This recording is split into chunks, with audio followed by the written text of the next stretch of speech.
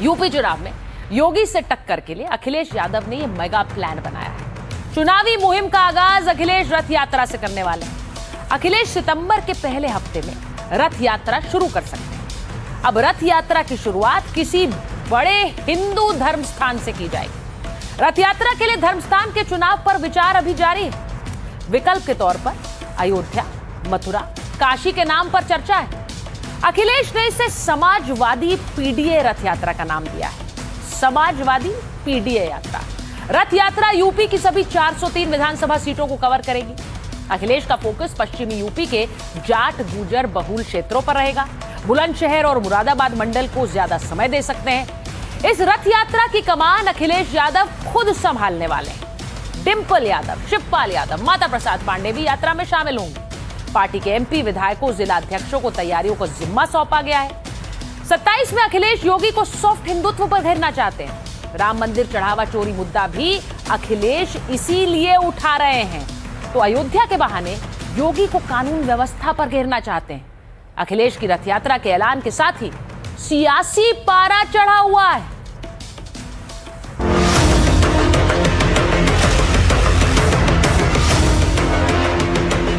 Samajwadi party के राष्ट्रीय अध्यक्ष आदरणीय अखिलेश यादव जी वो जल्द ही रथ यात्रा पर निकलेंगे।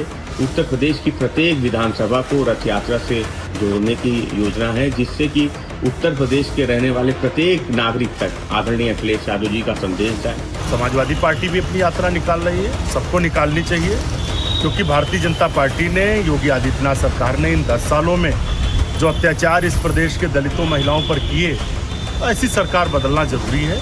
अखिलेश यादव जी एसी और पीसी के नेता हैं। वो जनता के साथ कनेक्ट नहीं कर सकते हैं, जनता के साथ कोई यात्रा नहीं कर सकते। दिखावटी तौर पर भले कोशिश करें कि वो चुनाव में जनता के बीच में जाएंगे, लेकिन ऐसे लोग जो मौसम के आधार पर सक्रिय होते हैं, उनको जनता अपना स्नेह आशीर्वाद देगी। अब देखिए, आपको सीधे सीधे ये भी समझाती हूँ कि ये रथ यात्रा जो अखिलेश यादव निकाल रहे हैं, ये योगी आदित्यनाथ को यूपी में हराने के मंशा से है। अब इस रथ यात्रा के सहारे वो हिट भी हो सकते हैं और हिट विकेट भी हो सकते हैं। अगर ये रथ यात्रा लोगों के बीच संदेश देने में कामयाब रही, हिट रही, तो क्या होगा? बीजेपी के हिंदू रक्षक वाले नैरेटिव की धार कुंद हो जाएगी। संदेश जाएगा कि एसपी मुसलमानों की नहीं, सबकी पार्टी है। जनता के बीच लोकल मुद्दे उठाएंगे तो जनाधार भी बढ़ेगा और कार्यकर्ता सक्रिय होंगे। 2024 का मोमेंटम बना रहेगा। योगी को अपनी पिच पर खेलने के लिए मजबूर कर देंगे अखिलेश यादव। हिंदुत्व की ओर झुकाव से मुस्लिम वोटर भ्रमित होगा, यह भी हो सकता है। यानी कि अगर ऐसा हुआ तो अखिलेश यादव हिट विकेट हो सकते हैं। बीजेपी रथ यात्रा को वैचारिक सरेंडर बताएगी कि देखिए, ये तो वो पार्टी है जिसने कभी राम मंदिर की शरण में नहीं आए, लेकिन अब ये रथ यात्रा निकाल रहे हैं, धार्मिक स्थलों पर जा रहे हैं। अखिलेश पर चुनावी हिंदू होने का ठप्पा पहले भी लगाते थे और एक बार फिर से ये ठप्पा लग सकता है। कार सेवकों पर 1990 में हुई फायरिंग पर घिर सकते हैं, क्योंकि बार बार बीजेपी कहती है ये तो कार सेवकों पर गोली चलाने वाली पार्टी। और सेक्युलर फॉर्मूले और रथ यात्रा में संतुलन बनाना समाजवादी पार्टी के लिए आसान नहीं होगा। इसीलिए हम कह रहे हैं कि ये कदम हिट भी हो सकता है और हिट विकेट भी हो सकता है। वैसे 2027 के विधानसभा चुनाव में हिंदुत्व का कार्ड सिर्फ अखिलेश नहीं आजमा रहे। जिस कांग्रेस से अखिलेश चुनावी तालमेल करना चाहते हैं, वो भी उसी राह पर चलती दिखाई दे रही।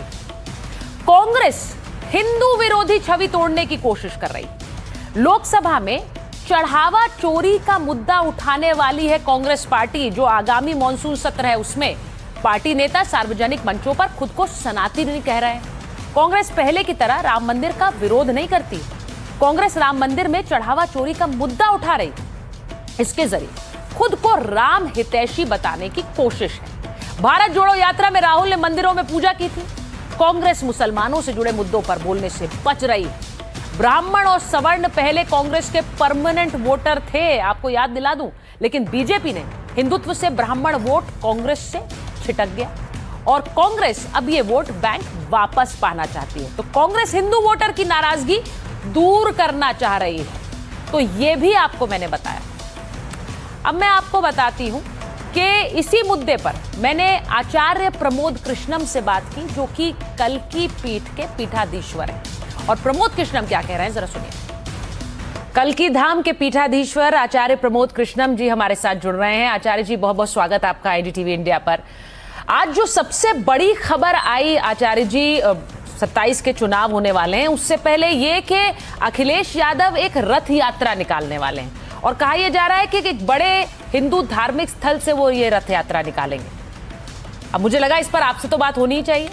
देखिए सुचारिता जी, पहली बात तो ये है, इस तरह की यात्रा निकालकर, धार्मिक स्थलों से यात्रा निकालकर वो हिंदुओं को ये संदेश दें कि समाजवादी पार्टी नमाजवादी नहीं है। समाजवादी पार्टी नमाजवादी है, ये मैसेज जा चुका है। और ये मैसेज जब जा चुका है तो उन्हें लगता है कि अगर हिंदुओं का वोट नहीं मिला और अगर हिंदुओं ने उन्हें सपोर्ट नहीं किया तो 2027 में फिर एक बार समाजवादी सरकार नहीं बना पाएगी, समाजवादी पार्टी चुनाव नहीं जीत सकती है। तो किसी ना किसी बहाने हिंदुओं को बेवकूफ़ बनाया जाए।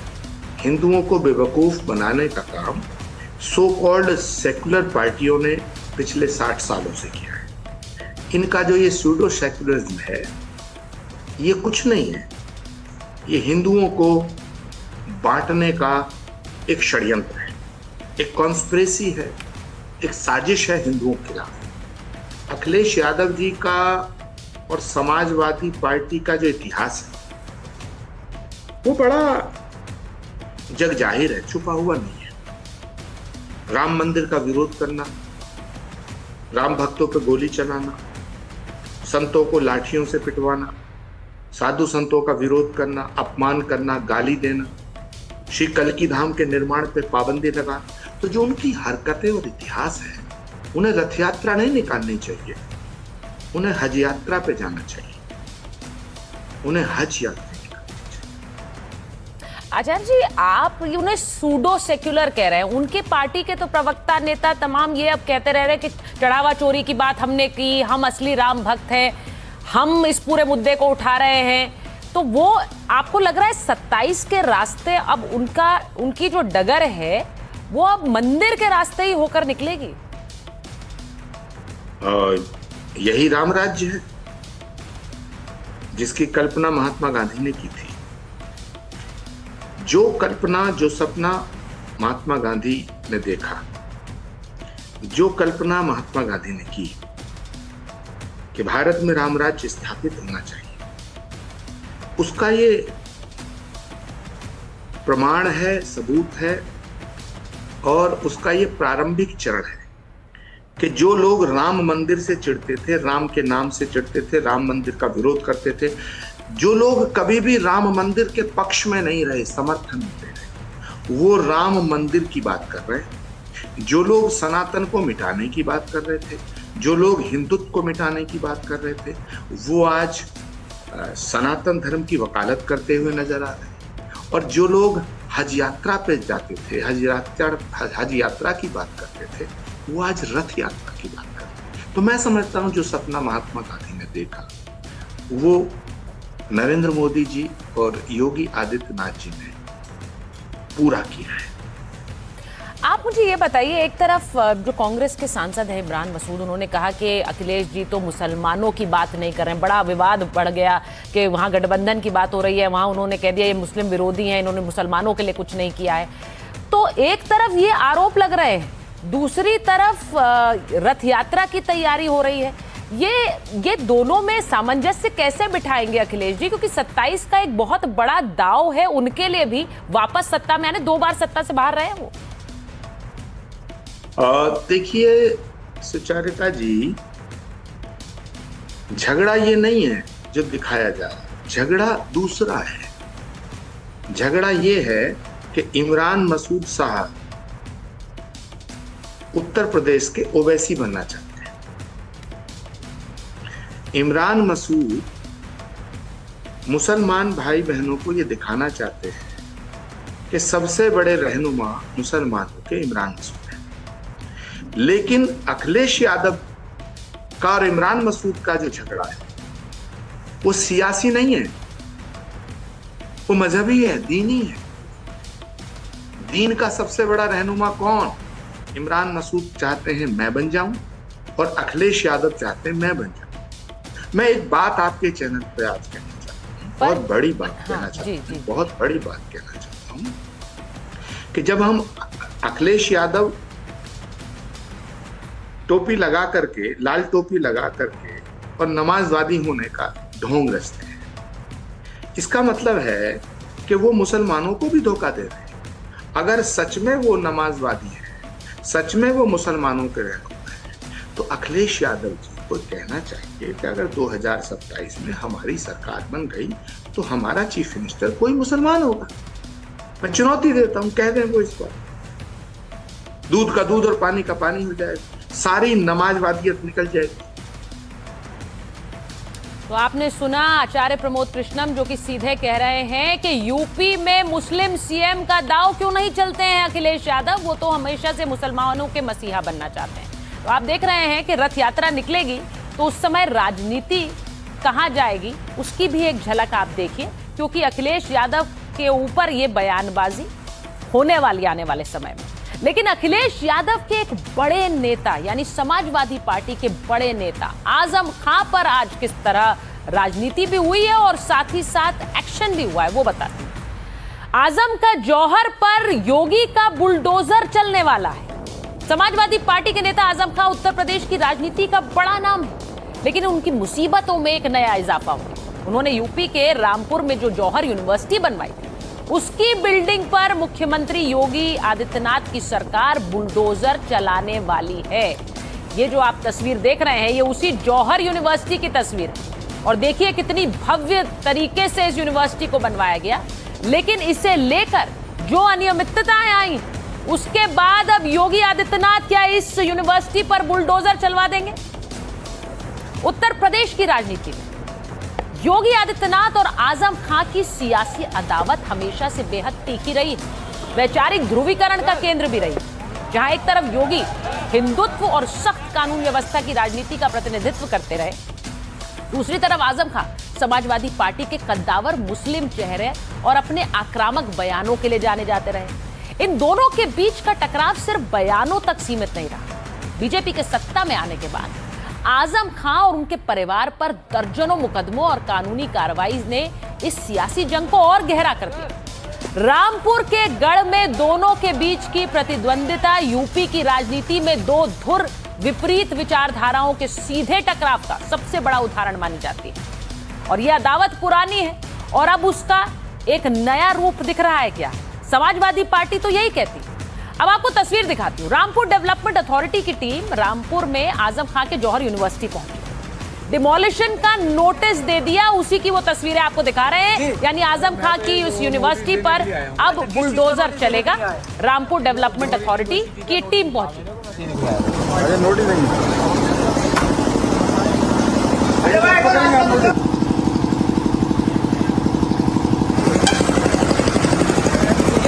क्या नाम है आपका? जी, अरे मैं तो एक वो नोटिस देने के लिए आया हूँ। अच्छा, किस चीज का नोटिस देने के लिए आए? भैया जौहर यूनिवर्सिटी का नोटिस मिला मेरे को, मैं देने के लिए आया। अरे नोटिस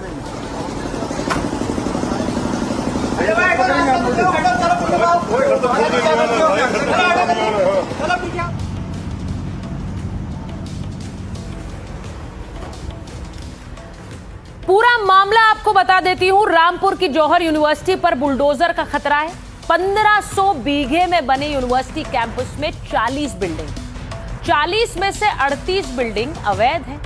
ये रामपुर विकास प्राधिकरण का कहना है। 38 इमारतें बिना नक्शा मंजूर कराए बना ली गई। आरडीए कह रही है कि यूनिवर्सिटी को 1 जुलाई को नोटिस दिया था, जौहर यूनिवर्सिटी को स्वीकृत नक्शा दिखाने के लिए कहा था। जांच में यूनिवर्सिटी ने नक्शा पास न कराने की बात भी मानी। नक्शा पास न कराने के पीछे यूनिवर्सिटी ने अजब तर्क दिए। आरडीए यानी रामपुर डेवलपमेंट अथॉरिटी का गठन बिल्डिंग निर्माण के बाद हुआ है, यह कहा यूनिवर्सिटी ने। यानी आप तो हमारे बाद आए, हमने तो पहले खड़ा कर लिया था, इसीलिए यूनिवर्सिटी बिल्डिंग के नक्शे पास नहीं हो सके, ये यूनिवर्सिटी की तरफ से कहा गया। मामले की सुनवाई कर रहे डीएम ने यह तर्क खारिज कर दिया। जिला पंचायत से नक्शा पास क्यों नहीं कराया, डीएम ने पूछा। यूनिवर्सिटी को पक्ष रखने का दूसरा मौका भी दिया गया। दूसरे मौके पर भी मैनेजमेंट सवालों के जवाब नहीं दे सका। अब रामपुर विकास प्राधिकरण ने ध्वस्तीकरण का आदेश दिया है। यूनिवर्सिटी को निर्माण हटाने को 15 दिन का समय दिया है। 15 दिन में अवैध निर्माण नहीं हटा तो बुलडोजर चलेगा। बिल्डिंग तोड़ने का खर्च जौहर यूनिवर्सिटी को देना होगा, यानी जो खर्चा होगा वो सरकार नहीं उठाएगी, इस सारा खर्चा यूनिवर्सिटी उठाएगी। मौलाना मोहम्मद अली जौहर यूनिवर्सिटी समाजवादी पार्टी नेता आजम खां का एक ड्रीम प्रोजेक्ट, लेकिन अब वहां पर इस तरह के बोर्ड लगा दिए गए। पीडब्ल्यूडी ने यूनिवर्सिटी गेट के बाहर ये बोर्ड लगाया है, इसे फुल दिखाइए जरा। इस पर लिखा है ये आम रास्ता है। अब ये देख लीजिए, यूनिवर्सिटी के अंदर ये रास्ता जा रहा है, यूनिवर्सिटी इसके ऊपर बन गई और अब वहां पे लगा दिया गया है ये बोर्ड जो कहता है ये आम रास्ता है, यानी कि तो आम लोगों के लिए आपने इस पर किस तरह से हक जमा लिया। तो अब आम रास्ता है तो कोई भी जा सकता है। ये बोर्ड अब यहां पर लगा दिया गया है।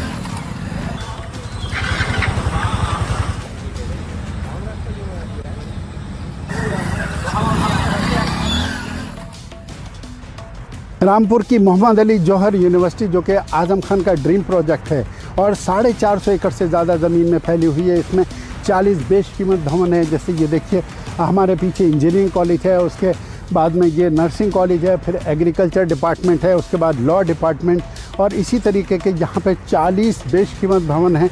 और आप देख सकते हैं यहाँ पर मेरे पीछे जो है ये मुमताज़ सेंट्रल लाइब्रेरी है जो कि वाइट हाउस के नक्शे पे बनाई गई है। और मेडिकल कॉलेज यहाँ का जो बनाया था वो नॉर्थ ब्लॉक और साउथ ब्लॉक के नक्शे पे आप देख सकते हैं उससे रिजेम्बलेंस करता हुआ था। ये सारी बिल्डिंगें जो कि 40 भवन हैं, इसमें से 38 भवनों को रामपुर विकास प्राधिकरण ने अवैध करार देते हुए इनका नक्शा पास नहीं है। इस आरोप में यूनिवर्सिटी प्रशासन को 15 दिन की मोहलत दी है कि आप स्वयं इनको डिमोलिश कर लें, और वरना प्रशासन इनको 15 दिन की अवधि बीतने के बाद इनको ढा सकता है। तो आपने कैंपस के बाहर नोटिस और बोर्ड देख लिया, दूसरी तरफ कैंपस के अंदर डिमोलिशन वाले एक्शन से पहले अजब तरह की खामोशी है। आपने ये रिपोर्ट भी देखी, लेकिन जो तस्वीर अब आपको दिखा रही जौहर यूनिवर्सिटी की डिमोलिशन को लेकर चल रही गहमा गहमी के बीच आजम खान की पत्नी ताजीन फातिमा खुद यूनिवर्सिटी आज पहुंची। ये आप उन्हीं की तस्वीर देख रहे हैं। आजम खान की पत्नी ने पुलिस वालों को कैंपस में घुसने से रोक दिया। ये आजम खान की पत्नी है और आज वो कैंपस में पहुंची थी, जरा आपको दिखाती हूँ। इस तरीके से ये पुलिस बैठी है तो क्या इलीगल तरीके से बैठी है? थोड़ा सा कुछ तो बताइए प्लीज। सब आप लोगों को मालूम है, हमारे को सब आ गया जी, बस और मुझे कुछ नहीं था, कुछ नहीं मानती मैं। अभी 15 दिन का टाइम दिया गया है हमें। तो क्या कोर्ट जाएंगे? अभी कुछ कह नहीं सकते। जिस तरीके से ये पुलिस बैठी है तो क्या इलीगल तरीके से बैठी है? थोड़ा सा कुछ तो बताइए प्लीज। सब आप लोगों को मालूम है, हमारे को सब आ गया जी, बस और मुझे कुछ नहीं था, कुछ नहीं मानती मैं। अभी 15 दिन का टाइम दिया गया है हमें। तो क्या कुछ नहीं कहते हैं, लिखित ऑर्डर वो तो यूनिवर्सिटी के लिए मंगा देंगे। तो फिर आप लोग बाहर बैठे यहाँ हमारे बिल्कुल जाइए। और हमारे पास कोर्ट का ऑर्डर भी है कि ये बगैर इजाजत पुलिस यूनिवर्सिटी में निकलेगी।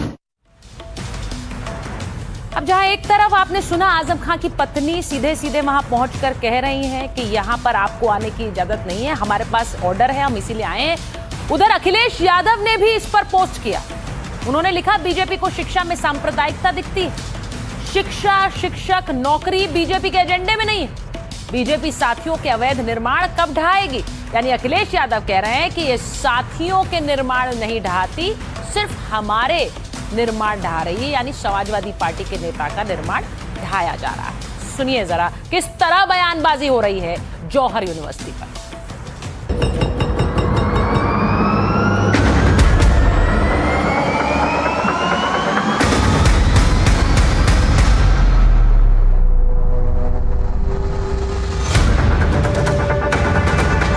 सरकार की प्रतिबद्धता लाइन ऑर्डर मेंटेन करने को लेकर है और हर स्थिति में कानून व्यवस्था मेंटेन रहे, कहीं कोई अवैध काम ना हो, इसको सुनिश्चित करें। शिक्षक संस्थान जो सबका होता है, हिंदू मुसलमान सब उसमें पढ़ते हैं। मैं समझता हूँ कि सरकार को और वहाँ के वीसी को पुनर्विचार करना चाहिए, कोई दूसरा रास्ता निकालना चाहिए। वो सिर्फ इसलिए ध्वस्त किया जा रहा है कि वो आजम खान ने बनाया। मल्टी स्टोरी खड़ी कर दी गई, 6-6 फ्लोर, 5-5 फ्लोर। 4-4 फ्लोर, उनके भी लक्ष्य पास हैं, तो क्या उनको ध्वस्त किया जाएगा? अगर बुलडोज किया जाएगा तो उसमें पढ़ने वाले लाखों बच्चों का क्या होगा? आजम साहब से अदावत है तो आजम साहब को तो आपने जेल में डाल रखा है। उन बच्चों से क्या अदावत है या उस भवन से क्या अदावत है? अगर वो गलत बना तो कंपाउंडिंग करा दे, विश्वविद्यालय के अंदर अपने आदमी बैठा दीजिए, आप चला लीजिए। भाजपा की सरकार राम मंदिर में चंदा चोरी करने वालों का घर बुलडोज नहीं कर पाई, लेकिन जहां पर छात्र पढ़ते हैं उस जौहर विश्वविद्यालय को गिराने का प्रयास करने का काम कर रही है। नौजवानों में जबरदस्त गुस्सा और आक्रोश व्याप्त है। रिमोट साहब के हाथ में, जब मन हो घुमा दो कहीं भी। जो भी व्यक्ति या पार्टी यूनिवर्सिटी नाम की चीज का सम्मान नहीं कर सकती है, उसके बारे में ये बिल्कुल स्पष्ट कह दूं कि वो पूरे देश को अंधी गुफा में ले जाएगी। देखिए, जौहर विश्वविद्यालय जो बनाया गया वो समाज के हित के लिए नहीं बनाया गया, अपने स्वार्थ को पूरा करने के लिए विश्वविद्यालय बनाया गया।